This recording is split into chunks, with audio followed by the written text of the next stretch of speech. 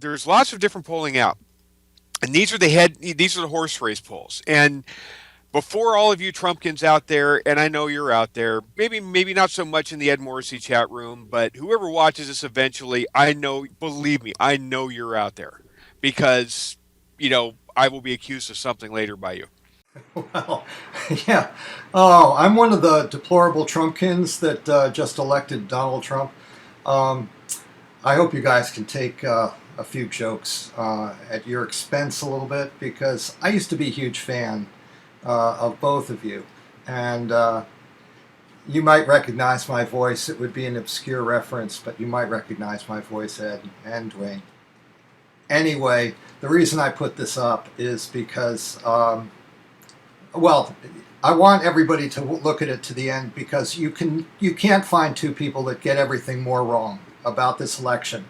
And these two are supposedly the experts. This is their areas of expertise.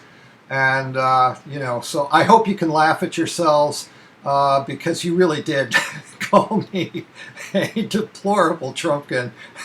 In fact, you called most of the country deplorable Trumpkins. Jeez, you can't make this stuff up. Okay, well, all right. On with the show. So the horse race, the general head-to-head matchup between Donald Trump and Hillary Clinton. Leave Hispanics out. God knows the Trumpkins want to leave Hispanics out. Leave the blacks out. God knows that there's a section of the Trumpkins that want that to happen too. Leave the millennials out, which we can talk about in a minute too, because in Going Red, which you can find more goingredbook.com. It talks a lot about how to win over millennials, right? Yes, it does. It's one of the major themes of the book, yeah. I'm looking for the millennials for Trump movement. And you know what I don't see? Numbers? Any of them. Yeah. Yeah. Okay. But leave all that aside. Leave that aside. Just the women. Just the women. There are a couple of women in this country. They're usually 52 to 53% of the electorate. Uh-huh. Yeah. So if you're pissing the women off, you're going to have a really tough time getting elected. So the Trumpkins will say, oh, come on. Reagan was upside down against Carter in 1980. You alarmists. Yeah, I hear that a lot too. And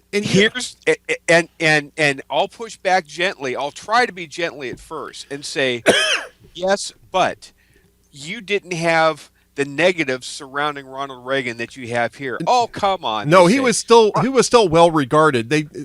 Right. The next argument that Trumpkins will push back and have is that, oh, come on, I don't believe the polls. I don't believe any poll that doesn't show Donald Trump winning. I don't. Well, believe I mean, that you just can't argue. I mean, I'll bet you this is going to be the end of Donald Trump. No, it's not. It's not going to be. No, I'll tell you what's going to be the end of Donald Trump. The election. November 7th or 8th is going to be the end of Donald Trump. November 8th is going to be the end of Donald Trump. Now, Trumpkins, I get it. I get the angst at the establishment. I get the angst at me. I get the angst at the Rubio types. I get the angst at all of it. I know what you want. You want Mexicans out. You want the wall built. And you want government regulation off your back. And nothing else matters. He doesn't have to say anything. Doesn't have to do anything. Nothing else matters. I totally understand it. I'm just saying, hear me when I tell you this. You're going to do what you're going to do no matter what I try and beg and plead you to do otherwise. But if you don't look at some of these polls that come out and you don't see how upside down with the millennials, there are no millennials for Trump. I mean, there's going to be, a couple thousand nationwide. Anecdotal, right, yeah. There's going to be an anecdotal amount, but there's no movement of millennials for Donald Trump. He's not going to take 10% nationwide of millennials. I mean, let's face it. This is a guy who's been hearing, you can't do it that way, you can't do it that way, you can't do it that way for the last 12 months, 13 months. I forget exactly when he jumped in. I think it was in March or April of last year. And so far, he's doing it that way, at least on the Republican side. The difference is that the general election is not the general election electorate is not the same thing as the Republican electorate, the Republican primary electorate. And that's where you start running into trouble. The question kind of arose because there was some disagreement on the stage about this. Is, can you support Donald Trump in a general election? And, between Hugh and Michael Medved and Mike Gallagher and Dennis Prager, there was some debate over this. And Dennis finally said, look, when it comes down to it, if it comes down to it, Donald Trump has the possibility of being a better president than Hillary Clinton. Hillary Clinton does not have the possibility of being a better president than Hillary Clinton. And so therefore, I'm going to go with the possibility that it might turn out better. And it might, who knows?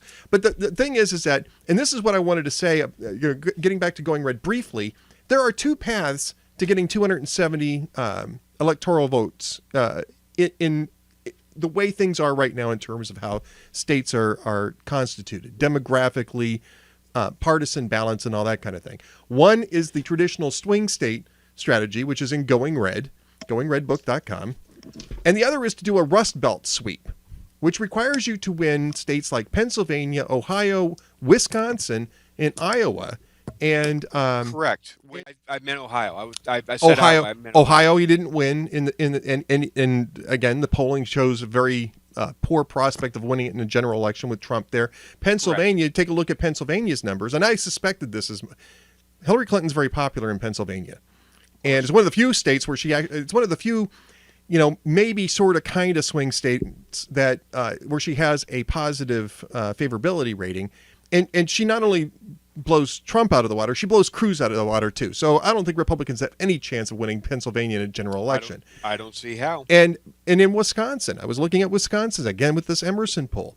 The Wisconsin numbers are brutal for Donald Trump. His favorability is somewhere around 25, 50, 58, I think it is. So given your model to get to 270, if you're not going to do the conventional route, it means you basically have to sweep the Rust Belt. And he's not going to do it. No, there's no, at least right now, I will say this, and again, because I don't want to get in the prediction business when it comes to Donald Trump. He's just been too much of a variable. But there is no evidence at the moment that Donald Trump has any particular ability to win Rust Belt states any more than any other Republican does. You take a look at him in New York, which is his home state, and he's not doing any better than Romney is. Romney did, which is 36%. You might be able to will your way to a plurality, not a majority, but you might be able to will your way to a plurality and fool enough people to be able to get a nomination. That's entirely possible. You can't will yourself to 270 electoral votes. No. In a country that's polarized, that's divided. You're just not going to do it. No, especially not with the top-down 30,000-foot messaging with very little ground organization. Just doesn't work. And so that's the problem I see. All right, we've only got a couple minutes left. What's coming up on tonight's Hugh Hewitt Show? Well, since it's Rhino Fest today on the Ed Morrissey Show.